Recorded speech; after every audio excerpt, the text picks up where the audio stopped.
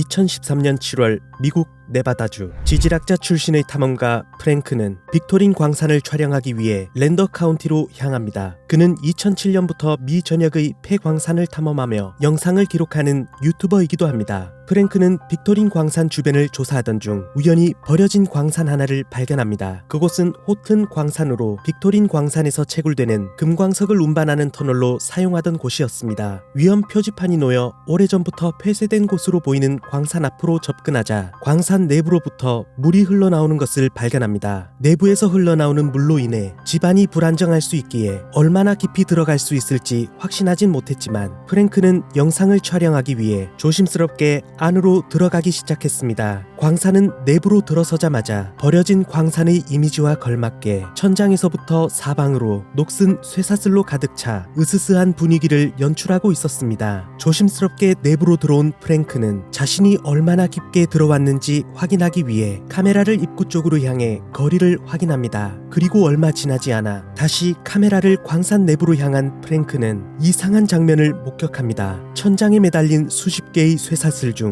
몇 개가 아무 이유 없이 갑자기 흔들리기 시작합니다. 그중 하나는 크게 요동치듯 좌우로 흔들리고 있기도 했습니다. 천장에 매달린 쇠사슬은 무게가 상당했기에 누군가가 의도적으로 건드린 것이 아닌 이상 이런 큰 움직임을 보인다는 것은 불가능했습니다. 무언가 섬뜩한 느낌을 받은 프랭크는 탐험을 중단하고 광산 밖으로 나오게 됩니다. 그는 100개가 넘는 버려진 광산을 가봤지만 이번처럼 소름 끼치는 곳은 처음이었다고 말했습니다. 프랭크는 이 영상을 유튜브에 게시하고 이는 곧바로 화제가 되기 시작하며 영상을 본 사람들은 쇠사슬의 움직임을 두고 여러 가지 상황을 추측하기 시작합니다. 상대적으로 높은 곳에 있는 빅토린 광산에서 유입되는 강한 바람으로 인한 것이거나 또는 광산 내부의 복잡하고 불규칙한 지형 때문에 다양한 기류가 형성되는데 이때 쇠사슬의 고유 진동수와 일치하는 기류를 가진 바람이 불면 공명 현상이 발생해 이렇게 쇠사슬이 움직일 수도 있다고 합니다. 하지만 이는 모두 바람이 불어야만 해당하는 현상으로 당시 광산에 있던 프랭크는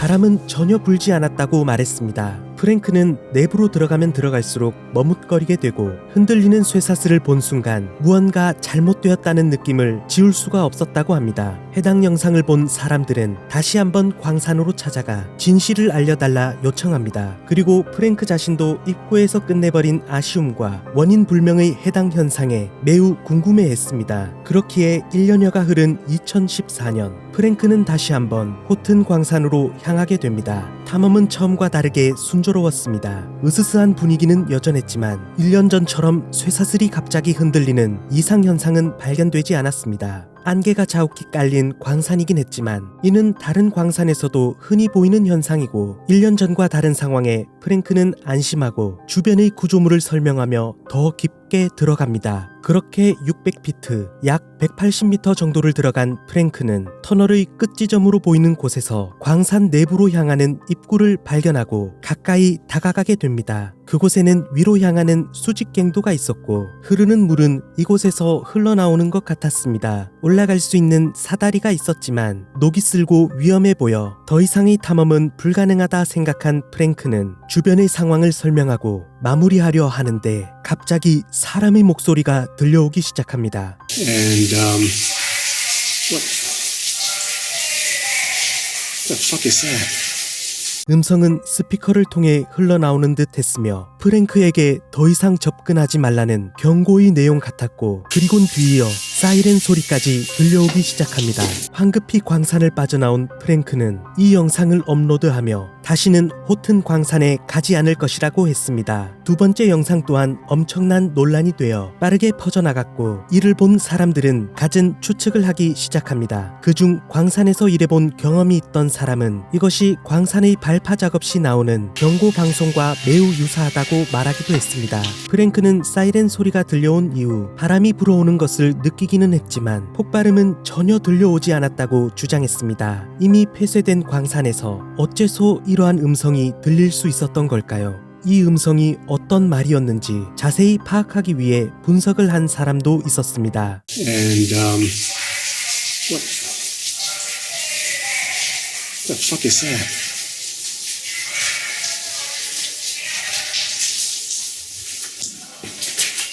해당 음성의 주인공은 여성이며 프랑스 억양을 가지고 있는 것으로 보인다고 추측했습니다. 이에 이것을 심령 현상에 해당하는 초자연 현상이라 주장하는 사람들도 있었습니다. 호튼 광산이 운영될 당시 여러 가지 사건 사고로 인해 인명 피해 또한 상당했다고 합니다. 그리고 호튼 광산이 위치한 산은 마운트 디아블로, 즉 악마의 산이라 불리고 있었습니다. 이러한 이유 때문인지 오래전부터 내부에서 이상한 소리가 들려온다거나 각종 기이한 현상들이 자주 목격되어 지역 주민들도 접근을 꺼리는 곳이라고 합니다. 또 어떤 사람들은 이 음성이 광산 내부에서 오래된 기계에서 우연히 흘러나온 소리일 수도 있다고 말하기도 했습니다. 우연히 기계에 전파가 닿아 작동하였다기에는 호튼 광산은 1864년에 시작되어 1931년에 폐쇄한 버려진 지 이미 90년 이상 된 폐광산입니다. 지금까지 작동하는 기계는 더욱 있을 리 없기에 납득하기 힘들었습니다. 반면 누군가가 광산 안에서 범죄 행위를 하고 있는 것은 아닌가 하는 추측도 있었습니다. 미국에는 이렇게 버려진 광산이 수천 개에 달하는데 대부분 인적이 드문 곳에 있다고 합니다. 그중 일부의 폐광산에서는 실제로 범죄 조직이 사체를 유기하거나 불법 약물을 은닉 또는 거래하는 장소로 사용하는 등 범죄에 이용된 사례가 존재한다고 합니다. 몇몇 사람들은 영상을 올린 프랭크가 사람들이 관심을 끌기 위해 영상을 조작한 것이 아니냐는 의견도 있었습니다. 하지만 프랭크는 2008년 4월 28일 처음 광산에 관련된 영상을 올린 것을 시작으로 탐험 유튜버로 활동해 오면서 주로 광산 내부를 촬영하고 시설에 대한 설명과 위험성을 알리기도 하는 등 어떠한 조작 영상을 게시한 적이 없는 말 그대로 광산 탐험이 목적인 유튜버였습니다. 결과적으로는 호튼 광산의 영상으로 많은 인기를 얻기는 했지만 이것이 의도적인 것은 아니라고 그의 팬들은 프랭크를 변호해주기도 했습니다. 프랭크가 겪은 현상에 대해서는 현재까지도 원인이 정확히 밝혀지지 않은 채 2019년 미국의 미스터리 방송 프로그램 스트레인지 에비던스에 소개되기도 하며 호튼 광산은 미국 내 유명한 미스터리 스팟으로 자리잡게 되었습니다. 하지만 입구에서부터 느껴지는 공포심 때문에 그 누구도 쉽사리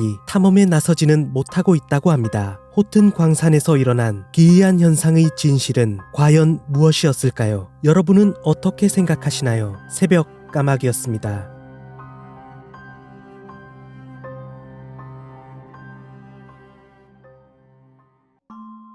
2015년 귀신 혹은 영혼의 존재를 믿고 있는가? 라는 질문 통계에 전 세계 인구 중 무려 93%가 믿고 있다고 답했습니다. 이와 관련해서는 2022년 대한민국에서도 과반인 51%가 존재한다고 답할 정도로 많은 사람이 그 존재를 믿고 있다고 합니다. 만약 귀신 혹은 영혼이 존재한다면 그 존재들은 우리 앞에 모습을 드러낸 경우도 있었을까요?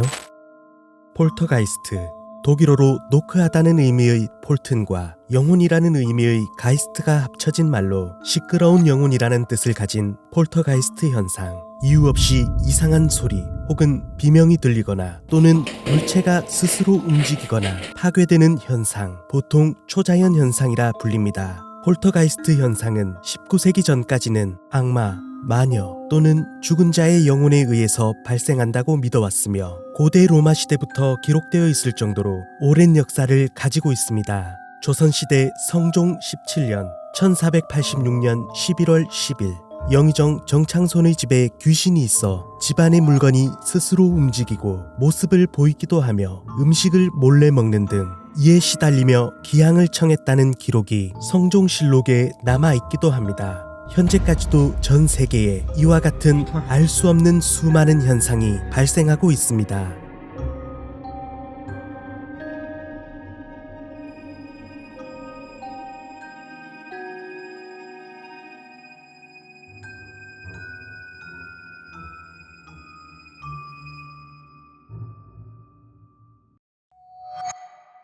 (2016년) 게임 스트리머이자 유튜버로 활동하던 러브지는 친구 집에서 라이브 스트리밍을 진행 중이었습니다. 그런데 그때 But yeah, that was the tragic story of my my bringing down of my dearest Lydia.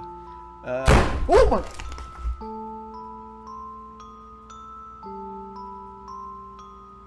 The fuck was that?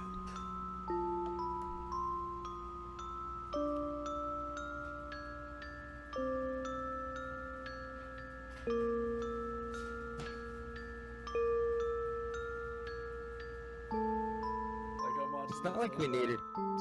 Guys, it's not like we needed any slipping.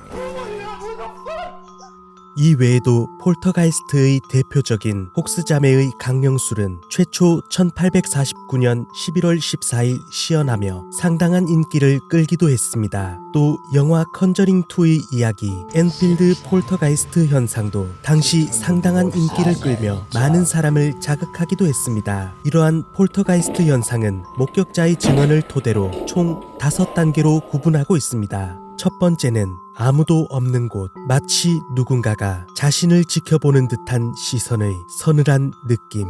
두 번째, 한밤중 갑자기 속삭이듯 들려오는 누군가의 목소리, 노이즈 같은 이명이 작게 들리거나 닫혀있는 방문이 슬며시 열리는 작은 소리들. 세 번째, 인터넷 영상에서 자주 볼 수 있는 물건이 이리저리 움직이거나 기괴한 소리들이 점점 크게 들리는 현상들. 네 번째, 어두운 공간, 그림자와 같은 모습으로 실제로 영혼 귀신들이 그 모습을 드러내 배회하는 현상. 다섯 번째, 날카로운 물건을 던지거나 문을 강제로 열어 사람을 다치게 하는 공격적인 모습의 현상까지.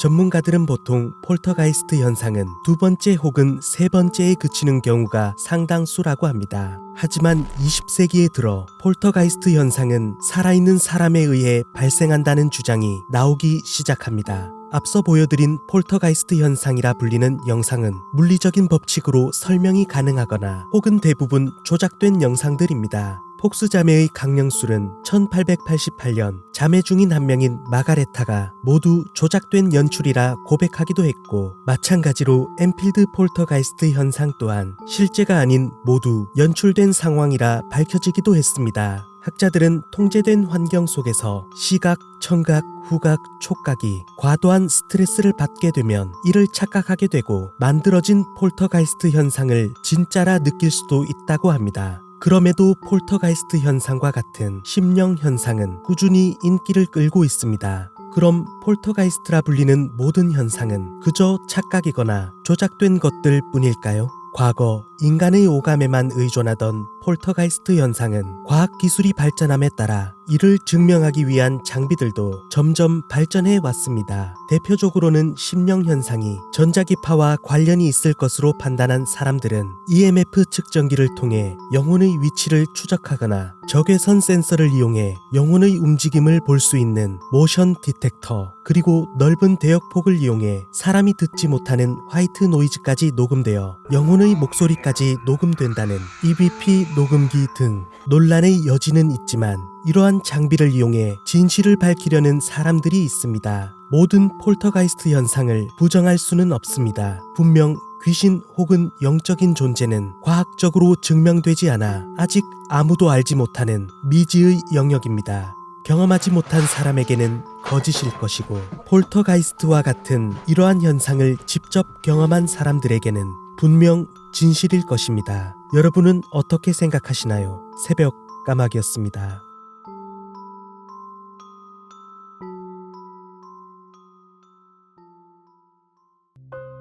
2011년 일본의 개그맨 겸 괴담 전문가로 통하는 시마다 슈에이는 그해 여름 특집 방송에서 소개할 괴담을 기획하며 고심하던 중 여러 후보 가운데 본인의 고향인 나가노현에 있는 한 심령 장소를 선택하게 됩니다. 그곳의 이름은 카루이자와 대교로 길이 약 110m, 폭 약 6m의 카루이자와 산을 관통하는 유카와라는 강을 중앙에 두고 산과 산을 이어주는 높이 약 90m의 다리입니다. 가을이 되면 카루이자와 대교는 주변의 단풍이 어우러져 절경이 펼쳐지는 곳이기도 합니다. 하지만 이곳의 아름다운 풍경을 뒤로하고 카루이자와 대교에는 몇 가지 주의사항이 있다고 합니다. 다리를 건너는 도중 차를 멈추면 절대 안 된다. 다리를 걸어서 건너면 절대 안 된다. 다리 근처에 있는 사당에 참배해서는 절대 안 된다. 사당에 있는 도리 위를 절대 지나가지 마라. 이상하게도 카루이자와 대교를 건너는 사람들은 추락사고를 겪는 경우가 상당히 잦았고, 심지어 버스가 추락하는 경우도 있었다고 합니다. 이 때문에 이곳에서 사진 촬영을 하면 정체를 알 수 없는 귀신의 사진이 찍힌다거나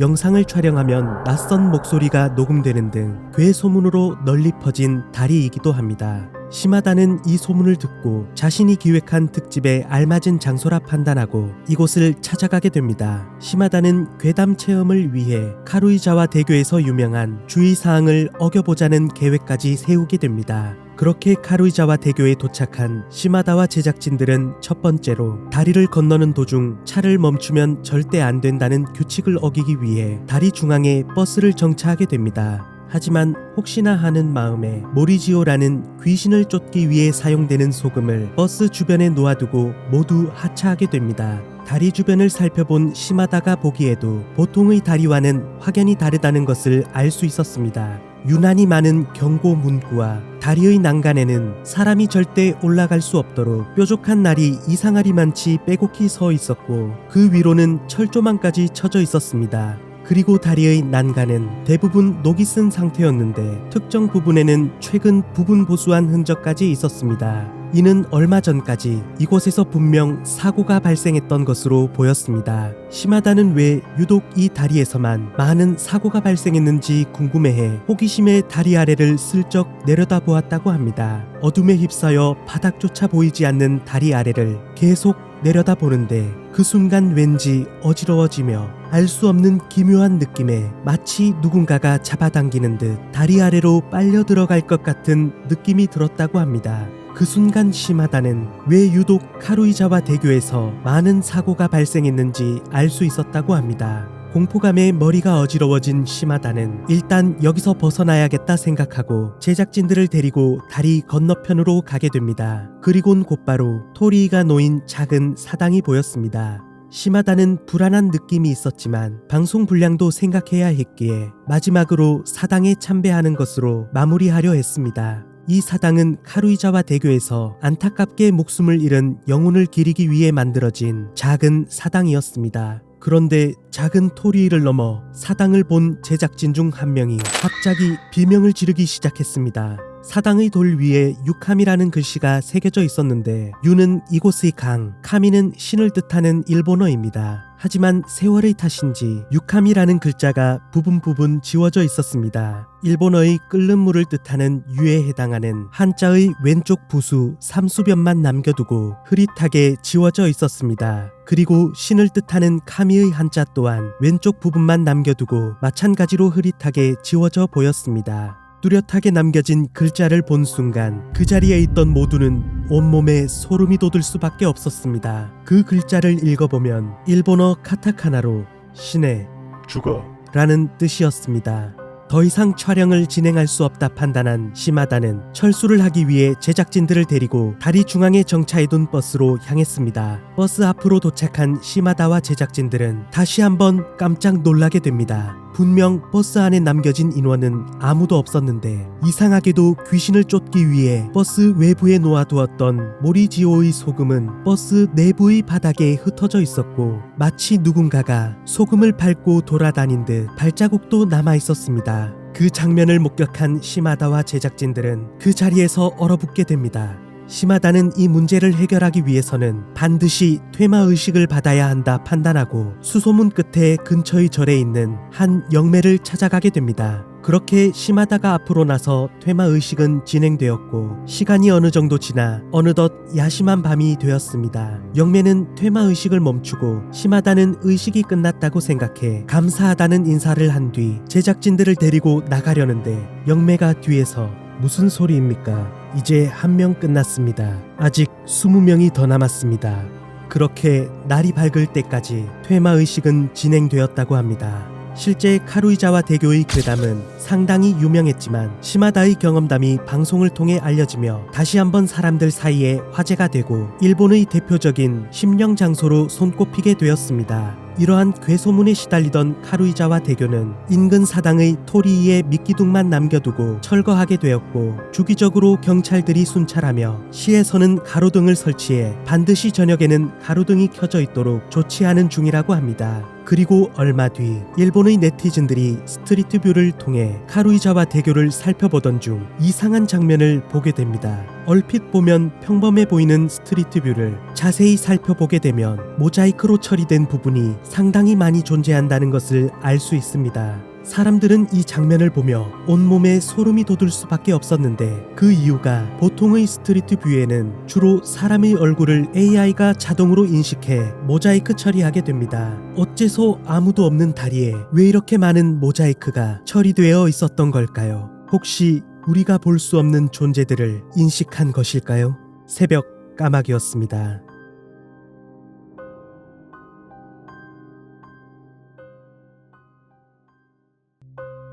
1980년 두 아이가 공을 가지고 놀다가 실수로 그만 옆에 있던 작은 숲 안으로 공이 들어가는 일이 있었습니다. 바로 눈앞에 공이 보였지만 어째서인지 두 아이는 숲 안으로 들어가지 못하고 머뭇거리게 됩니다. 아이들은 이 숲의 소문을 알고 있었기에 숲으로 들어갈 엄두도 못 내고 있었다고 합니다. 어쩔 수 없이 주변의 어른들에게 도움을 요청했지만 그 누구도 쉽사리 숲 안으로 들어가지 못하고 결국 인근의 경찰까지 동원되어 긴 장대를 이용해 공을 꺼내 주었다고 합니다. 일본 도쿄 지바현 이치카와시 도심 한가운데 존재하는 작은 숲의 이름은 야와타노 야부시라즈. 푸르게 우거진 나무들과 곳곳에 길게 뻗은 대나무 숲 맞은편에는 시청이 있고 그 사이로 교통량이 많은 도로까지 있는 도심 한가운데 자리 잡은 작은 숲입니다. 언뜻 보면 큰 규모는 아니지만 지역 주민들에게 좋은 쉼터가 되어줄 듯도 해보이는 이 숲은 그 어떤 누구도 발을 들이지 못하는 출입 금지 구역입니다. 일본에서는 작은 숲 야와타노 야부시라즈의 이름 자체가 한번 들어가면 나갈 곳을 모르게 된다는 뜻의 관용어로 사용되기도 합니다. 일본의 유명한 작가 에도가와 람포와 나츠메 소세키 또한 자신의 소설에 이 표현을 자주 사용한 것으로도 잘 알려져 있습니다. 숲의 크기는 약 300평 정도로 숲이라기에는 규모가 작기에 이 안에서 길을 잃어 헤맨다는 것은 이해가 되질 않습니다. 야와타노 야부시라즈를 확인할 수 있는 가장 오래된 공식적인 자료는 1749년 에도 시대의 지리서에 해당하는 카츠시카 3지지 중 하나인 카츠시카키에서 그 내용을 엿볼 수 있었습니다. 야와타노 야부시라즈는 크지도 높지도 않다. 하지만 숲이 울창해서 밖에서는 그 속을 볼 수 없고 한번 들어가면 절대 나오지 못한다 라고 서술되어 있다고 합니다. 이후의 문헌에서도 숲을 언급하는 내용들이 많은데 모두 하나같이 부정적인 내용으로 절대 들어가지 말라 경고하고 있습니다. 그중 흥미로운 것은 야와타노 야부시라즈의 부지 면적이 항상 똑같이 서술되어 있어 몇백 년 동안 규모가 변하지 않고 그대로 이어져 오고 있다는 것입니다. 이는 아주 오래전부터 사람들에게 이곳은 절대 들어가면 안 되는 두려운 장소로 인식되었을 것으로 추정할 수 있었습니다. 그래서 그런지 사람들의 손길은 거의 닿지 않아 현재까지도 그 모습이 유지되고 있습니다. 그렇다면 번화가의 도심 한가운데 위치한 아담한 숲 야와타노 야부시라즈는 어째서 이곳 주민들에게 두려운 장소가 된 것일까요? 많은 기록 중 가장 유명한 이야기는 에도시대 히타치국의 영주였던 도쿠가와 미츠쿠니가 어느 날 규모가 크지 않은 숲인데 사람들이 들어가지 못하고 큰 저주를 받을 것처럼 두려워한다는 이야기를 듣고 직접 이곳을 찾게 된 그는 결국 숲 안으로 들어가게 됩니다. 이후 도쿠가와는 이곳에서 수많은 요괴에게 쫓기게 되고 출구를 찾을 수 없는 작은 숲에서 같은 곳만 빙빙 돌며 헤매게 되었다고 합니다. 그러던 중 그의 눈앞에 한 노인이 나타나 이곳의 규칙을 어기고 들어온 이유가 무엇이냐? 그대가 귀인이니 이번만은 용서해 주겠다. 다시는 이곳에 들어오지 말라. 그리고는 사라졌고 이 말을 들은 도쿠가와는 가까스로 숲을 빠져나올 수 있었다고 합니다. 이후 도쿠가와는 사람들을 불러 절대 발을 들일 수 없는 출입 금지 구역으로 지정하고 숲에 대해 언급하는 것을 꺼렸다고 합니다. 실제 이 이야기는 널리 알려지게 되며 야와타노 야부시라즈의 신사에 그림의 형식으로도 남아 지금까지 전해지고 있습니다. 이보다 더 오래된 또 다른 이야기는 940년 헤이안 시대 때 타이라노 마사카도는 당시 가혹했던 조정을 상대로 스스로 군주라 칭하며 반란을 일으키게 되지만 2개월 만에 진압되었고 그는 그렇게 처형되고 맙니다. 이후 그의 시신은 나누어져 이곳저곳 아무렇지 않게 버려지게 되었고 이를 안타깝게 여긴 부하들이 비밀리에 시신을 수습해 일본의 곳곳에 묻었다고 합니다. 실제로 타이라노 마사카도의 머리가 묻혀있는 장소가 도쿄에 존재하고 있지만 나머지 부분은 어디에 있는지 전혀 알려지지 않고 있었습니다. 그러던 중 1923년 관동 대지진으로 건물들이 무너지며 타이라노 마사카도의 머리 무덤이 있던 장소를 없애고 그 위에 신축 건물을 지으려 공사를 진행하게 됩니다. 그런데 얼마 지나지 않아 건축 관계자 14명이 이유 없이 사망하는 일이 발생합니다. 당시 사람들은 이 죽음이 타이라노 마사카도의 저주 때문이라 주장하게 되는데 결국 공사를 포기하고 그의 무덤을 복구해주는 것으로 마무리되었다고 합니다. 그런데 일부에서는 타이라노 마사카도의 몸 부분이 야와타노 야부시라지에 묻혀 있을 것으로 추측하고 있었습니다. 오래전 그의 부하가 이곳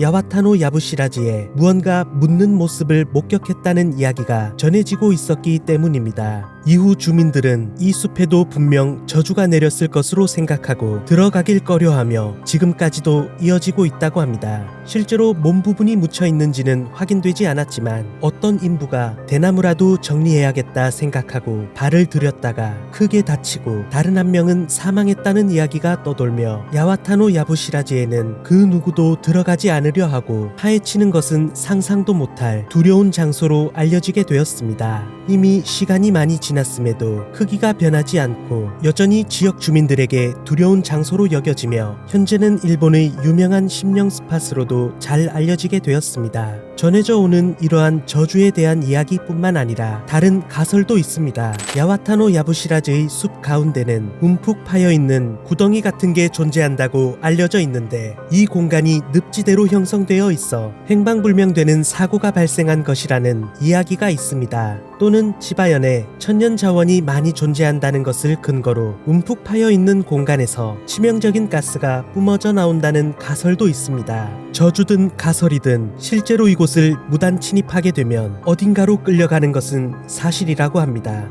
이곳은 출입 금지 구역임과 동시에 시라즈 모리 신사의 사유지로 등록되어 있어 요괴가 아닌 경찰이 출동해 이곳으로 가게 된다고 합니다. 하지만 혹시나 호기심만으로 이곳에 발을 들였다가 출구를 찾을 수 없는 숲에 영원히 갇힐 수 있기에 절대 들어가지 않는 것이 좋을 것이라고도 합니다. 새벽 까마귀였습니다.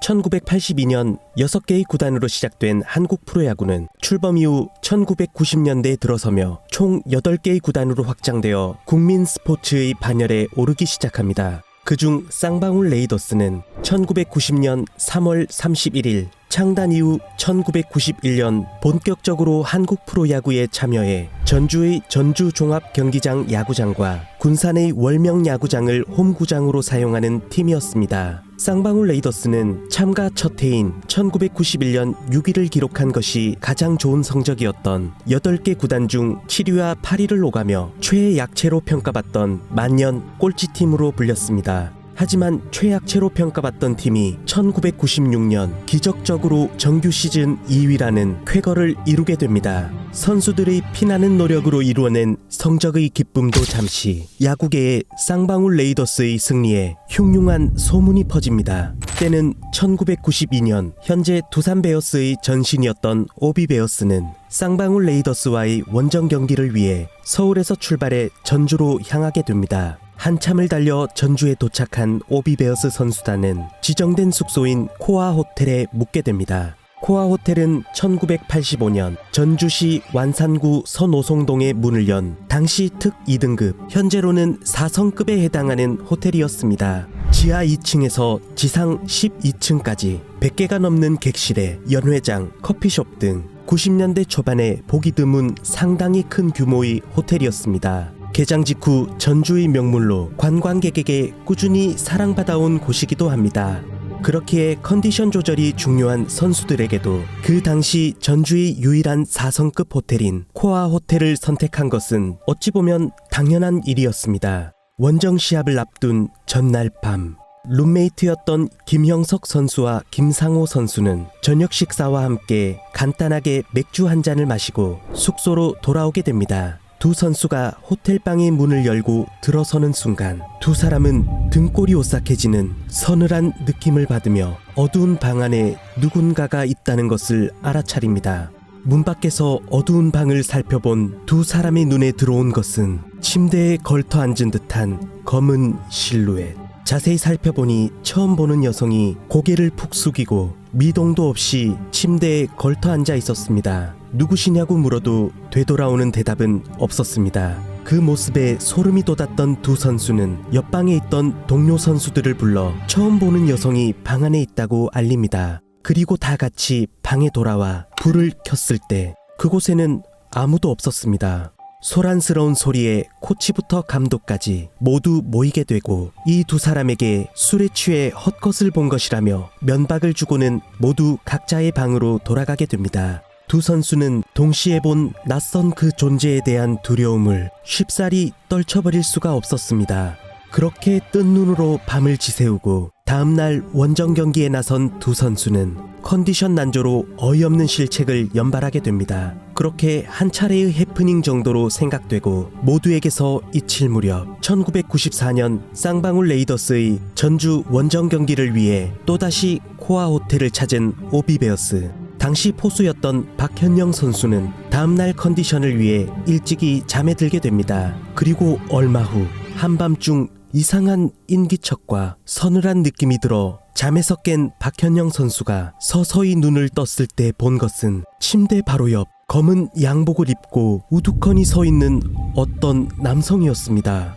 처음 박현영 선수는 도둑이라 생각하고 제압하기 위해 그 남성에게 다가가 얼굴을 확인한 순간 그대로 몸이 굳어져 숨조차 제대로 내쉴 수가 없었다고 합니다. 그 남자는 눈, 코, 입이 없었습니다. 박현영 선수가 힘겹게 내는 비명을 옆방에 있던 김상호 선수가 들었고 급히 그 방으로 들어갔다고 합니다. 그리고 온몸이 굳어 겁에 질린 박현영 선수를 발견하고 김상호 선수는 곧바로 박현영 선수를 데리고 황급히 그 방에서 뛰쳐나오게 됩니다. 김상호 선수가 빠르게 박현영 선수를 데리고 나온 이유는 2년 전 자신인 김상호 선수와 김형석 선수가 소름 돋는 여성의 실루엣을 보았던 바로 그 방이었습니다.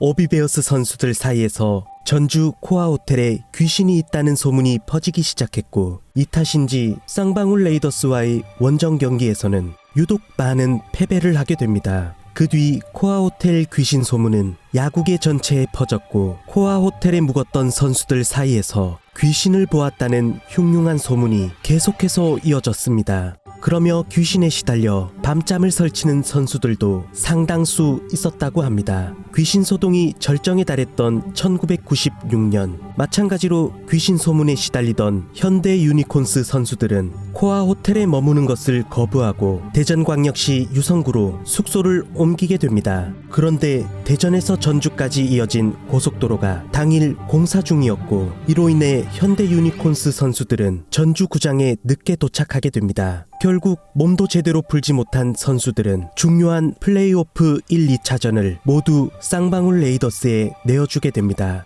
하지만 아이러니하게도 이후 전주가 아닌 다른 구장에서 이어진 3, 4, 5차전은 모두 현대 유니콘스가 우승하고 한국 시리즈에 진출합니다. 이상하게도 원정 경기를 위해 코아 호텔에 머물렀던 선수들은 컨디션 난조를 호소하며 그 덕분인지 쌍방울 레이더스는 1996년 정규리그 2위, 1996년 8월 14일부터 1997년 4월 13일까지 홈구장 17연승이라는 유례없는 기록을 세우게 됩니다. 현재까지도 이 기록은 깨지지 않고 있습니다. 코아 호텔의 귀신 소문은 구단을 넘어 팬들에게까지 전해져 방송국에서도 취재를 시작합니다. 그리고 귀신 소문은 더 기괴한 방향으로 일파만파 퍼졌고 이후 다수의 평범한 투숙객들도 목격했다는 소문과 함께 호텔의 이미지는 귀신이 출몰하는 호텔로 바뀌게 되어 결국 코아 호텔 측은 언론사를 상대로 소송까지 하기에 이릅니다.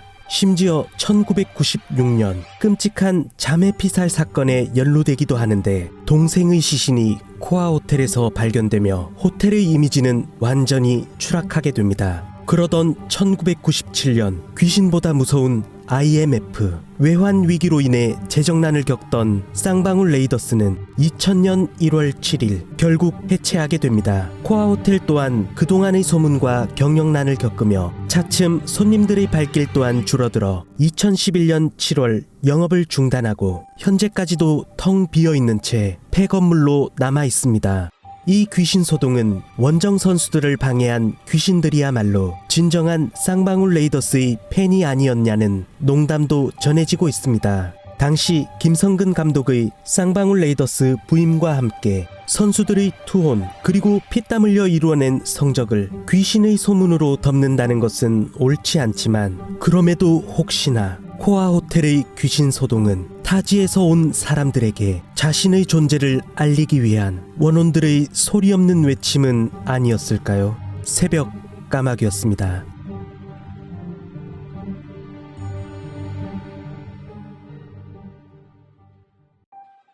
1971년 8월 23일 스페인 안달루시아의 작은 시골 마을 벨메즈, 이곳에 살던 마리아 고메즈 페레이라는 집안 부엌 콘크리트 바닥에서 이상한 검은 얼룩을 보게 됩니다. 얼룩을 제거하기 위해 유심히 보던 마리아는 단순한 얼룩이 아니라는 사실을 알아차리고 깜짝 놀라게 됩니다. 검은 얼룩은 눈, 코, 입의 형체가 뚜렷한 사람의 얼굴 모습을 하고 있었습니다. 마리아는 자신을 바라보고 있는 듯한 기분 나쁜 얼룩을 지우기 위해 갖은 노력을 다해보았지만 그러면 그럴수록 이 기분 나쁜 얼굴은 더 뚜렷해지며 마리아 자신을 응시하고 있는 듯한 느낌이 들었습니다. 마리아는 남편인 후안 페레이라에게 이 사실을 알렸고 평범한 방법으로 이 기분 나쁜 얼굴을 지울 수 없다 판단한 후안은 바닥을 곡괭이로 부수고 시멘트를 다시 바르는 작업을 합니다. 하지만 며칠 뒤 마리아는 겁에 질린 채 또 한 번 남편을 찾을 수밖에 없었습니다. 새로 시공한 시멘트 바닥 위로 기분 나쁜 얼굴이 다시 나타난 것을 보게 되었습니다.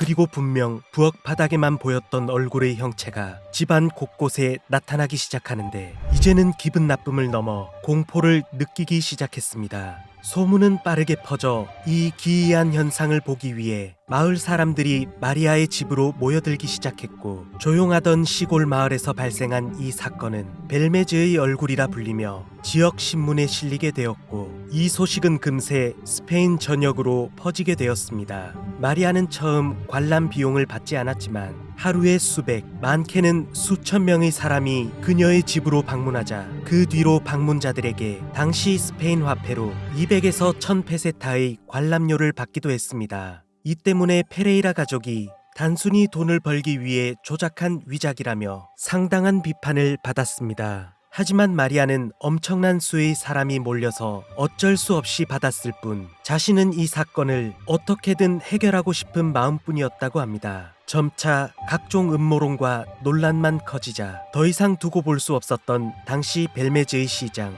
마누엘 로드리게즈는 이 현상의 진실을 알아내기 위해 수사관을 파견해 조사를 진행합니다. 로드리게즈는 수사관들에게 바닥 일부분은 연구용으로 회수하고 얼굴이 나타나는 바닥 아래에 혹시 무엇이 있는지 보기 위해 땅을 파보라는 지시를 내립니다. 그렇게 3m쯤 파내려갔을 때 수사관들은 눈을 의심할 수밖에 없었습니다. 그곳에는 사람의 유골이 대량으로 묻혀 있었습니다.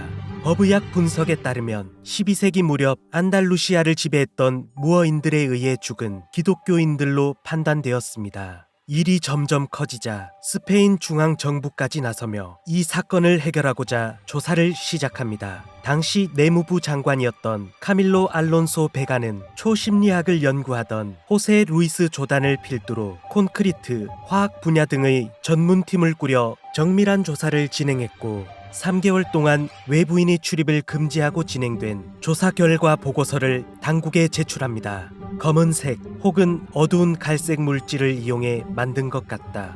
그을린 흑연과 같은 물질을 혼합한 것으로 보인다. 하지만 어떤 방식으로 만들어진 것인지 알 수 없다.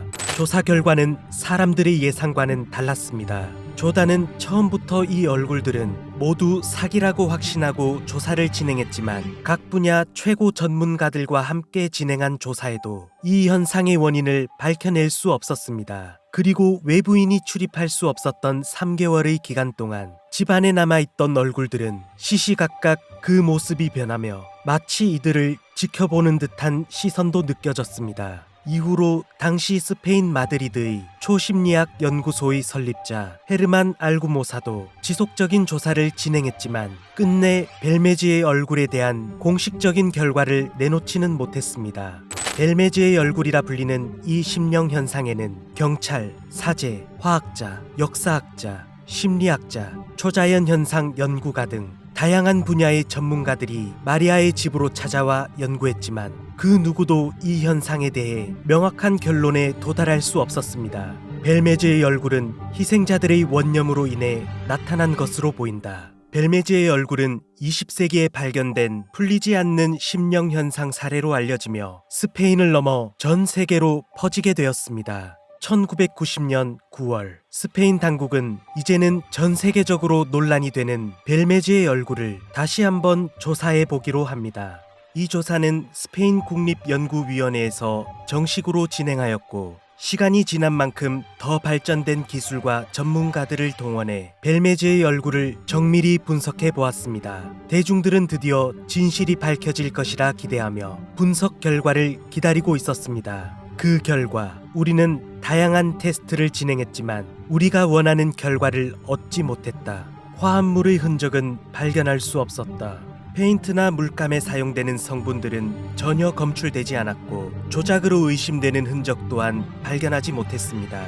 스페인 정부는 결국 벨메즈의 얼굴에 대한 현상을 원인 불명으로 규정했고 이 결과는 20여 년 전과 다를 바 없었습니다. 시간이 흘러 2004년 2월 마리아 고메즈 페레이라가 85세의 나이에 세상을 떠나자 그녀의 얼굴이 나타나기 시작했다는 소문이 퍼지며 또다시 한번 벨메즈의 얼굴로 집중되었습니다. 회의론자들은 그녀의 아들인 미구엘 페레이라가 조작한 것이라 의심했지만 앞서 두 번의 조사 결과로도 증명하지 못했듯 명확한 진실은 드러나지 않았습니다. 그리고 시간이 좀 더 흘러 2014년 시사 프로그램인 쿠아르토 밀레니오에서 벨메즈의 얼굴이 다시 한번 재조명되었습니다. 이들은 회의적인 관점에서 벨메즈의 얼굴이 조작임을 밝혀내겠다는 입장으로 조사를 시작합니다. 화학공학 박사인 호세 하비에르 그라세네아 교수와 법의학 범죄학자인 루이스 알라만 코스가 참여해 조사가 이루어졌습니다. 이들은 얼룩의 일부분에서 샘플을 추출해 분석을 진행하고 결론을 내립니다. 페인트와 같은 성분은 전혀 발견되지 않았고 외부에 의한 조작 요소 또한 발견되지 않았다. 혼합된 성분이 무엇인지 알 수 없으며 콘크리트, 염산, 질산, 은 등 다양한 재료와 방법으로 재현해 보려 했지만 모두 실패했다. 조사에 참여한 그들은 결국 조작에 대한 증거를 밝혀낼 수 없다며 실패를 인정하였습니다. 21세기의 과학기술로도 설명할 수 없는 심령 현상인 벨메즈의 얼굴을 두고 아직도 그 진위에 많은 의견이 나오고 있습니다. 다만 특이한 점은 대부분의 미스터리한 현상에는 음모론자들이 각종 추측과 가설들을 내세우며 주장하곤 합니다. 하지만 벨메즈의 얼굴을 심령현상이라 생각하는 사람들이 과학적인 분석을 통해 얻은 결과를 증거라고 주장하고 도리어 회의론자들에 의해 각종 추측과 가설, 심지어 벨메즈 씨가 진실을 알고 있지만 관광객을 불러들이기 위해 묵인하고 있는 것이 아니냐는 또 다른 음모론이 만들어지는 아이러니한 상황입니다. 현재까지도 풀리지 않는 벨메즈 얼굴의 미스터리, 그 정체는 무엇일까요? 억울하게 희생되어 묻힌 자들의 원념이 얼룩을 통해 다시 나타난 것일까요? 아니면 누군가에 의해 만들어진 것일까요? 여러분은 어떻게 생각하시나요? 새벽 까마귀였습니다.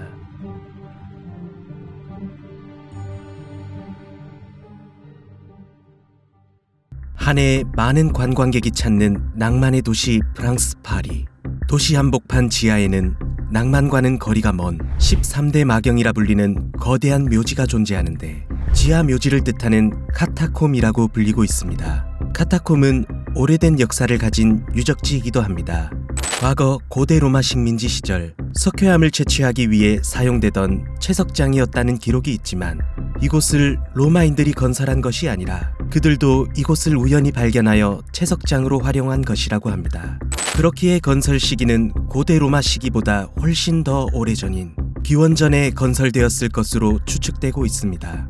언제, 누가, 무엇을 목적으로 이곳을 어떻게 만들었는지 모든 게 아직 미스터리하다고 합니다.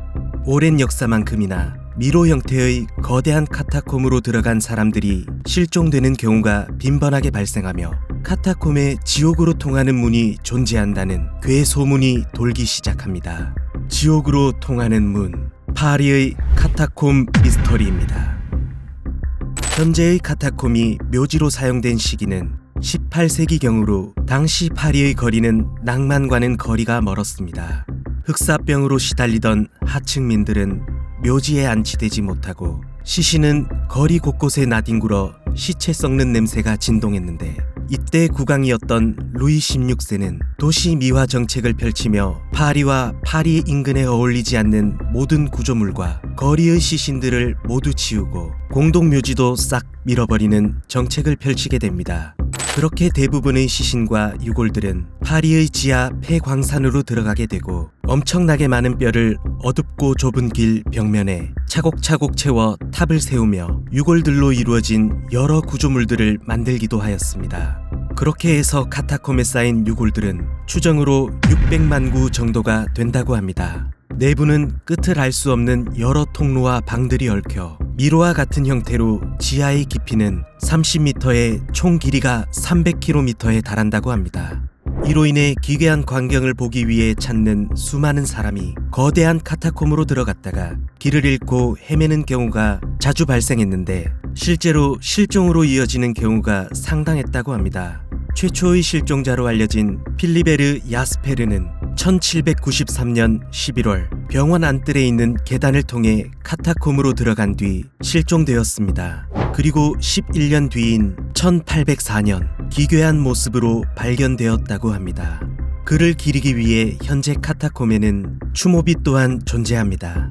그 뒤로도 많은 사람이 이곳을 방문한 뒤 소리 소문 없이 사라지는 일이 발생하거나 운 좋게 살아 돌아온 사람들은 그곳에서 정체 모를 무언가를 목격했다는 이야기까지 하며 1857년 정부는 카타콤 내부 지도의 필요성을 느끼고 지도를 제작하지만 미로와 같은 구조의 거대한 크기로 인해서 완벽한 지도를 제작하기란 불가능했습니다.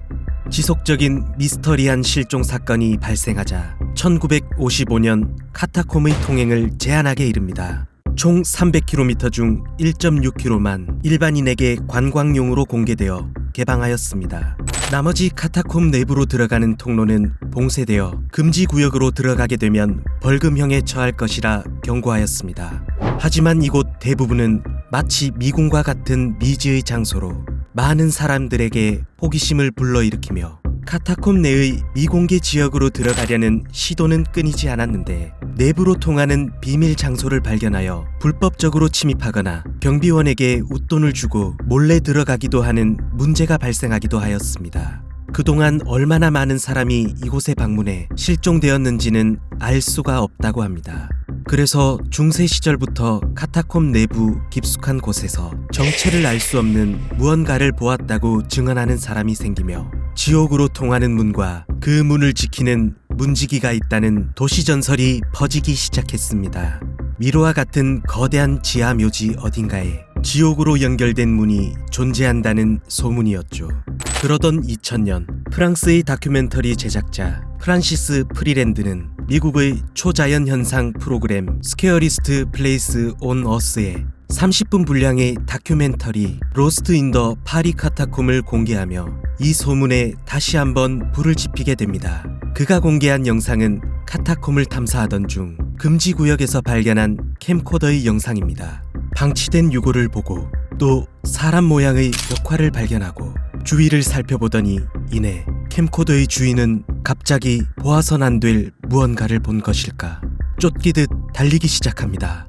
거친 숨소리와 함께 캠코더마저 버리고 도망친 이 남자는 그 뒤 캠코더의 배터리가 방전되기 전까지 40분가량이 더 켜져 있었지만 끝내 돌아오지 않았습니다.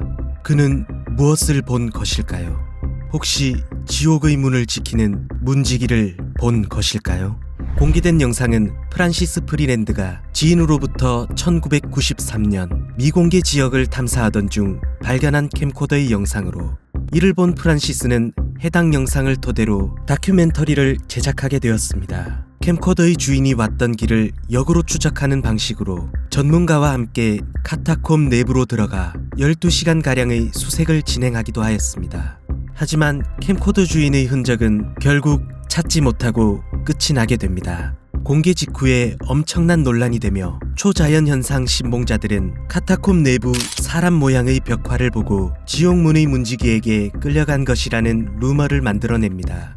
하지만 지옥문과 관련된 이야기는 관련된 증거를 찾기엔 근거가 부족한 도시괴담일 뿐이었습니다. 일부에선 프란시스가 유명세를 위해 조작한 영상이 아닌가 하는 의혹들이 있었지만, 해당 영상을 본 일부 전문가들은 조작된 영상이 아니라는 의견을 내보이기도 했습니다.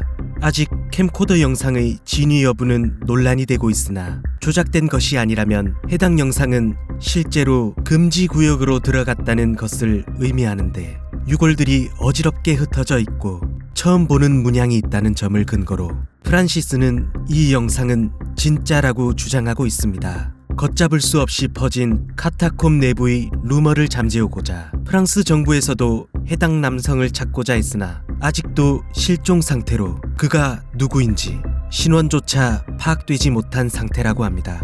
또 카타콤 미공개 지역의 완벽한 지도와 미지의 무언가를 발견하기 위해 아마추어로 구성된 카타필이나 그보다 더 전문적인 학자나 사업가 등의 저명한 인물로 구성된 레스 UX라는 비밀단체에 의해 카타콤 내부로의 불법적인 침입이 발생하고 있다고 합니다. 이들은 카타콤 내부에서 무엇을 발견하기 위해 움직이고 있는 걸까요? 실종된 캠코더의 주인인 남성은 카타콤 내부에서 무엇을 발견한 것일까요? 괴담처럼 지옥의 문이라도 존재하는 걸까요? 그리고 로마 시기 전 이곳 카타콤은 정확히 어느 시기에 무엇을 목적으로 어떻게 만들어진 공간일까요? 여러분은 어떻게 생각하시나요? 새벽 까마귀였습니다.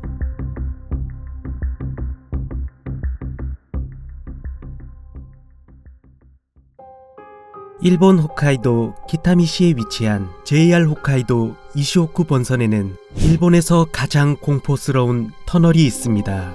조몬 터널로 1912년 3월에 공사가 시작되어 1914년 완공되었고 100년이 넘은 현재까지도 이용 중인 터널입니다. 총 길이가 507m로 상당히 좁고 어두운 터널입니다. 터널 옆 도로와 이 주변은 인적이 드물고 숲으로 둘러싸여 저녁이 되면 심령 스팟으로 불리기 좋은 으스스한 분위기를 연출하며 담력 체험을 하기 위한 사람들에게 인기가 상당한 곳이기도 합니다. 단순히 그 분위기만으로 이런 담력 체험 장소가 된 건 아닌데요. 기관사들이 기차를 운행하며 조몬 터널을 지나던 중 갑자기 열차 앞으로 사람이 나타나 급정지하는 경우가 종종 있었다고 합니다.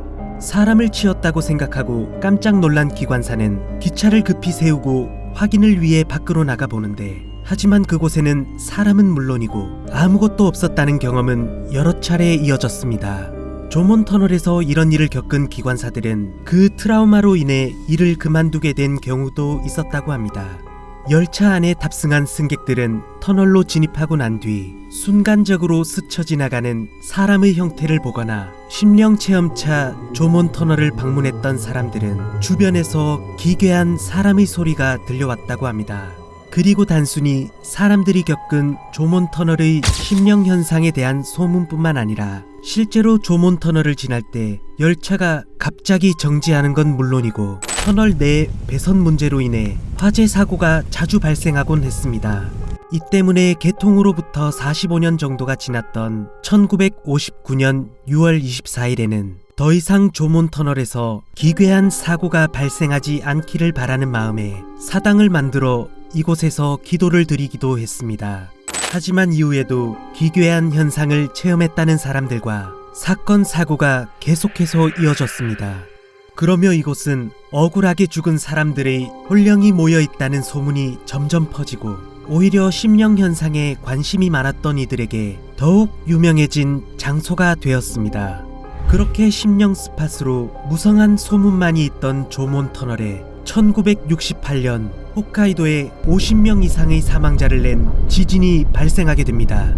큰 지진으로 조몬 터널 또한 벽이 허물어지게 되었는데, 이때 보수 공사를 하던 중 터널 입구와 터널 벽으로 수많은 유해가 발견되었습니다. 단순히 괴담으로 알려진 이야기인 줄 알았던 조몬 터널에 엄청난 수의 유해가 발견된 것입니다. 그리고 본격적인 조사가 시작되고 이곳의 진실이 드러나게 됩니다. 일본에는 유독 다리나 터널에 대한 괴담이 상당히 많습니다. 과거 일본에는 히토바시라라는 풍습이 있었는데, 이는 인간 기둥이란 뜻으로 댐, 다리, 터널, 성과 같은 구조물에 사람을 제물로 바쳐 건물이 자연재해로부터 파괴되지 않도록 신들에게 기도하는 일종의 인신공양인 끔찍한 풍습이었습니다. 이 풍습은 현재는 당연히 사라졌지만 16세기 후반까지도 굉장히 흔한 일이었고, 에도 막부가 들어서며 이 인신공양은 금지되었습니다. 하지만 민가에는 19세기 초까지 오랫동안 이 풍습이 행해진 것으로 알려져 있습니다. 조몬 터널을 건설할 당시 고수입을 보장해준다며 노동자들을 속여 사람을 모으고 밤낮으로 강제 노동을 시켰습니다. 홋카이도 지역에서 타코베아 노동으로 불렸는데 문어방 노동이라는 뜻입니다. 작은 동굴 속에 갇히게 된 문어는 스스로 다리를 먹으며 몇 개월을 버티는 모습을 보고 노동자들을 문어에 비유해 보수를 대가로 가혹한 육체 노동을 시키며 버티게 만든다는 뜻입니다. 노동의 강도는 정말 끔찍할 정도였습니다. 식사는 매일 오전 9시와 오후 3:10분, 겨우 주먹밥 1개와 된장국 정도가 끝이었습니다. 식사 시간마저 편하게 먹을 수가 없었는데 규칙상 항상 서서 먹어야 했습니다. 이 상황이 너무 힘들어 혹시나 도망치다 잡힌다면 감독관들에게 죽기 직전까지 구타당했다고 합니다. 사망자가 나오면 아무렇지 않게 철로 밑이나 벽과 터널 주변에 그대로 매장했습니다. 그렇게 조몬 터널 내부와 그 주변에는 무려 100여 구가 넘는 시신의 유해가 발견되었습니다. 그리고 시기가 일제강점기였기에 이곳에는 강제로 끌려온 조선인들 또한 포함되어 있었다고 합니다. 단순한 괴담으로만 치부되던 조몬 터널의 진실이 알려지자 1980년 조몬 터널이 내려다 보이는 곳에 희생자들을 위한 위령비가 세워졌고, 매년 6월에는 추도식을 진행하고 있습니다. 하지만 그런데도 조몬 터널의 잔혹한 역사와 한 맺힌 영혼들이 불러온 기괴한 현상들일까요? 심령 현상들은 쉽게 사라지지 않고 계속해서 사람들에게 전해지고 있습니다. 단순히 심령 현상과 담력 체험을 위한 곳이 아니라 이곳 조몬 터널에서 희생된 사람들 또한 생각해 보아야 할 것 같습니다. 가혹한 강제 노동으로 안타깝게 희생된 영혼들은 언제쯤에야 편히 쉴 수 있을까요? 미스터리 괴담 새벽 까마귀였습니다.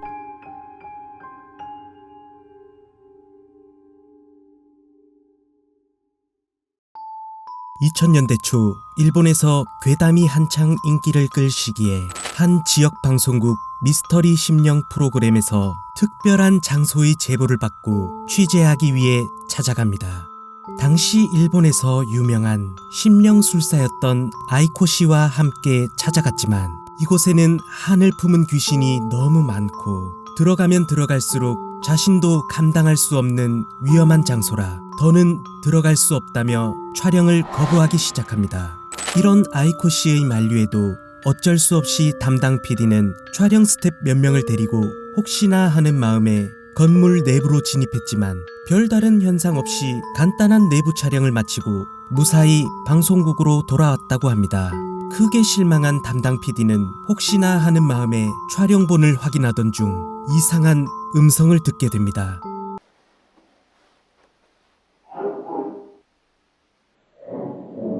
분명 촬영 스텝의 목소리가 아니었습니다.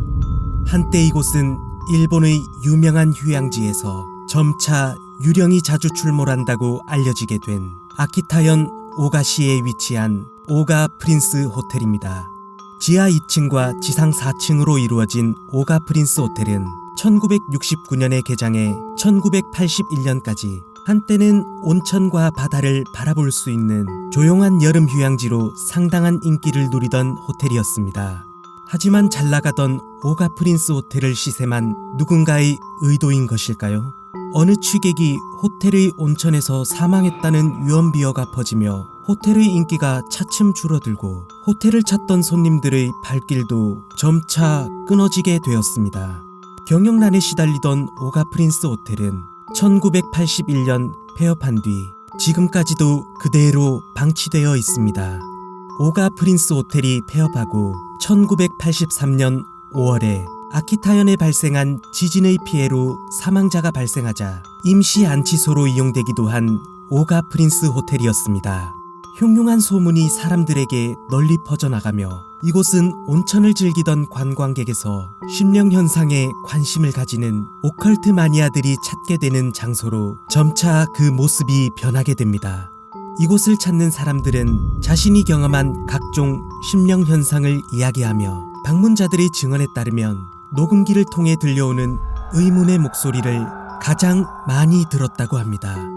3층에서 창밖을 바라보는 수많은 얼굴들, 그리고 호텔 창문에서 손을 흔드는 여성을 바라보거나 촬영을 하게 되면 그 여성은 손짓하며 빨리 오라는 듯한 목소리를 듣게 된다고 합니다.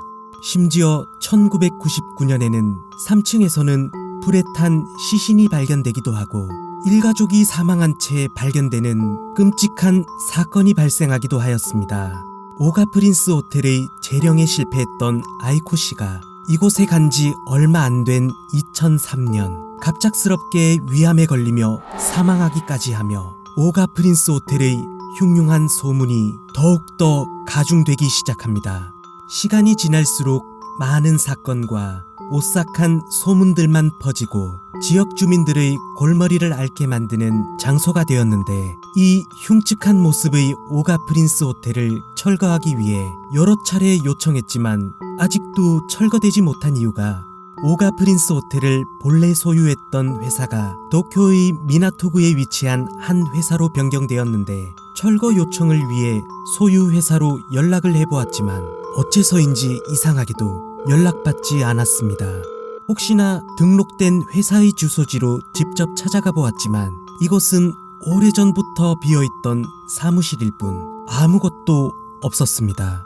답답한 상황 속에서 오가 프린스 호텔의 소유자는 실종되었고 전 매니저 또한 스스로 목숨을 끊었다는 소문이 퍼지며 현재까지도 철거되지 못한 채 그대로 방치된 것입니다. 오가 프린스 호텔은 작은 마을 거리에서 뒤편으로, 현재는 주변이 울창한 숲 사이로 차 한 대가 겨우 지나갈 수 있을 정도의 좁은 길을 통해야만 호텔의 입구에 도착할 수 있습니다.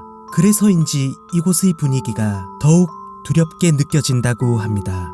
현재는 입구가 봉쇄되어 출입이 금지되어 있지만 하지 말라면 꼭 하고 싶은 법, 심령현상에 흥미를 느끼는 사람들이 이곳을 자주 찾아오며 오싹한 스릴을 즐기곤 한답니다. 한때 지역의 유명한 호텔에서 이제는 흉물스런 건물만 덩그러니 남아 괴담을 이어나가고 있는 오가 프린스 호텔. 여러분도 언젠가 이 지역을 방문하시게 된다면 오가 프린스 호텔 근처에 꼭 가보시길. 전 안 갑니다. 새벽 까마귀였습니다.